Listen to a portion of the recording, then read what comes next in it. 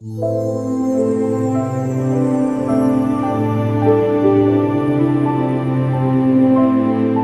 సంగతులను ఆయన రొట్టె విరుచడం వల్ల తమకు ఎలాగో తెలియబడిన అది తెలియజేసి, ఇప్పుడు యేసుక్రీస్తు వారు తిరిగి లేచాడు, మరణాన్ని జయించాడని ఈ దారిలో ఉన్న వాళ్ళకి చెప్పాలి. ఎట్లా చెప్పాలి? మనమైతే ఇదిగోనయ్యా నేను లేచాను కదా ఇదిగో అని చెప్తే అయిపోద్ది, సింపుల్.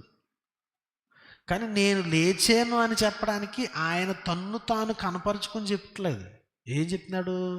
ఆయన లేచాడు అనడానికి ప్రాథమిక రుజువు తన శరీరాన్ని చూపించడం కాదు, ప్రాథమిక రుజువు లేఖనములను చూపిస్తుంది.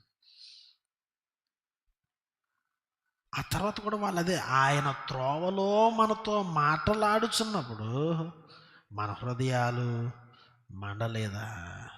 త్రోవలో మనకి బోధిస్తున్నాడు, లేఖనములను మనకి చెప్తున్నాడు, మనతో మాట్లాడాడు. ఆ తర్వాత వారి కన్నులు తెరవబడి ఆయన గుర్తుపెట్టారు, ఆయన అదృశ్యుడయ్యాడు. అంటే యేసుక్రీస్తు వారు తన శరీరాన్ని చూపించి నేను లేచాను అని చెప్పేదానికంటే ఆయన ప్రిఫరెన్స్ ఏంటంటే లేఖనముల్లో నుండి వారిని ఒప్పించాలి. లేఖనముల సత్యాలు, తన్ను గురించినటువంటి లేఖన సత్యముల చేత వారు ఒప్పింపబడాలి. లేఖనాలు వారు నేర్చుకోవాలి. పునరుత్థానము అనేది, యేసుక్రీస్తు వారి యొక్క జీవితము అనేది, మెస్సయ ఈ లోకంలోనికి రావడం అనేది, మొత్తం వెరసి క్రైస్తవ విశ్వాసము అనేది దేవుని యొక్క లేఖనాల ఆధారితమైనది అనే సత్యాన్ని యేసుక్రీస్తు నేర్పిస్తున్నాడు. ఈ 40 రోజులు యేసుక్రీస్తు చేసిన పని ఏంటంటే వారికి లేఖనాన్ని వివరించడం.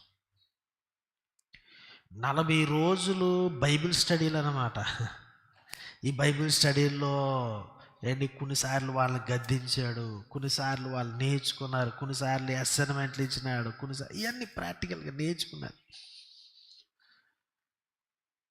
ఆయన వెళ్ళిపోక మునుపు ఈ 40 దినాల బైబిల్ స్టడీస్ ద్వారా వారి యొక్క జీవితాలు మలచబడ్డాయి.